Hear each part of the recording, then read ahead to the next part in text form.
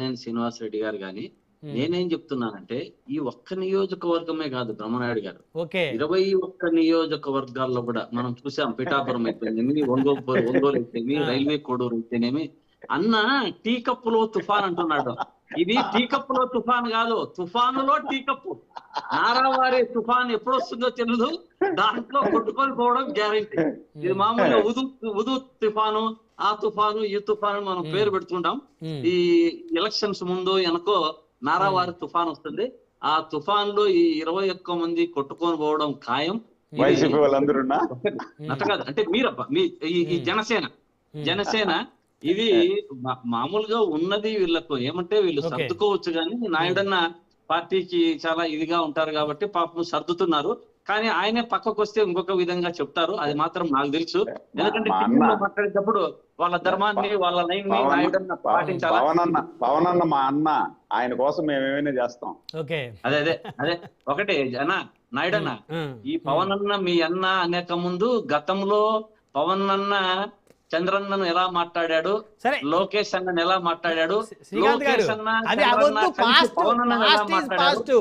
ఇప్పుడు బొత్స సత్యనారాయణ గారు, ధర్మాన ప్రసాద్ గారు, ఇలా చాలా మంది జగన్ గారిని విమర్శించిన వాళ్ళకి జగన్ గారి కేబినెట్ లో మంత్రి పదవులే ఇచ్చారు. బట్ అవి రాజకీయాల్లో సహజం. ఇప్పుడు జరిగే మాట్లాడదాం. బ్రహ్మనాయుడు గారు వీళ్ళందరూ కలిసి మోడీ తాతను ఎలా మాట్లాడారు, ఇవంతా తెలిసిండేదే. మీరు మీ అవసరాలకు తగ్గట్టుగా, మీ అనుకూలాలకు తగ్గట్టుగా ప్రభుత్వాన్ని మనం ఎటువంటి పరిస్థితుల్లో జగన్మోహన్ రెడ్డి గారు ఈసారి వచ్చినారు అంటే మనము మన పార్టీ గాని పైకి లేచే పరిస్థితి ఉండదు, మనం అగాధంలోకి వెళ్ళిపోతాము అనే విధంగా ఒక దుస్సంకల్పంతోనో దుశ్చర్యతోనో మీకు తగ్గట్టుగా ఈవీఎంలు రావడంతోనో ఏదో ఒకటి సఫలీకృతులు అయినారు. నేనేం చెప్తున్నానంటే అయినారు. మీలో మీరు ఎలా కొట్టాడుకోండి, మీలో మీరు ఏమన్నా చేసుకోండి, కానీ ఈ ప్రజలకు చెప్పినవి, ప్రజలకు చేసినవి, ఈ యొక్క యువతనైతేనేమి, రైతులనైతేనేమి, అన్ని సామాజిక వర్గాలనైతేనేమి పెడ చెవిన పెట్టి వారి యొక్క సమస్యలను పెడదారి పట్టిస్తున్నారు. అది తప్పు. మీలో మీరు ఎలా కొట్లాడుకోండి, మాకు అవసరం లేదు. మీలో తుఫాన్లో మీరు కలుస్తారా, మీలో తుఫాన్ కలుస్తారా, ఈ 21 కలిసి రేపు పొద్దున్నే వల్ల వాళ్ళే 81 అవుతారా, లేకుంటే మీరు బీజేపీలో కలుస్తారా అన్నది మాకు అనవసరం. మాకైతే సబ్జెక్ట్ బీజేపీతో మీరేదో రాయబారం చేస్తారని కూడా చర్చలు నడుస్తూ ఉన్నాయి.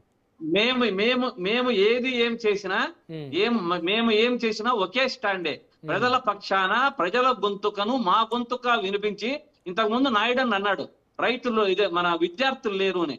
కాదన్నా, ఇక్కడ మోసపోయిండేది మీ చేతిలో 340 మంది దేంట్లో స్పోర్ట్స్ కోటా కింద 16,000 మంది ఉద్యోగాలు ఇచ్చినారు. ఈ ఒక్క నియోజకవర్గంలో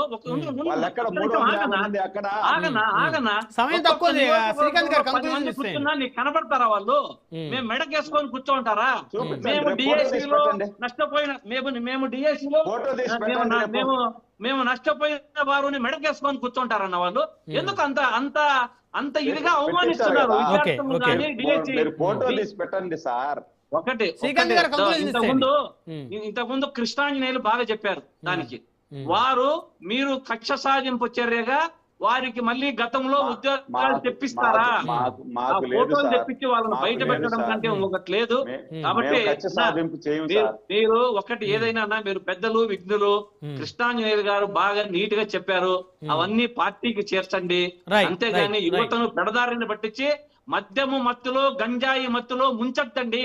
మీరే ఒప్పుకున్నారు ఇంతకుముందు తిరుపతిలోనే, తిరుపతిలో ఏర్లై పారుతాందని మీరే ఒప్పుకున్నారు. దాన్ని అరికట్టండి అన్నా. అది మీ చేతిలో. శ్రీకాంత్ గారు, సురేంద్ర రెడ్డి గారు సమయంలో దయచేసి సహకరించాలి. కృష్ణాంజలి గారు, ఒంగోలులో జరుగుతున్నటువంటి రాజకీయ దుమారం, టీడీపీ జనసేన మధ్య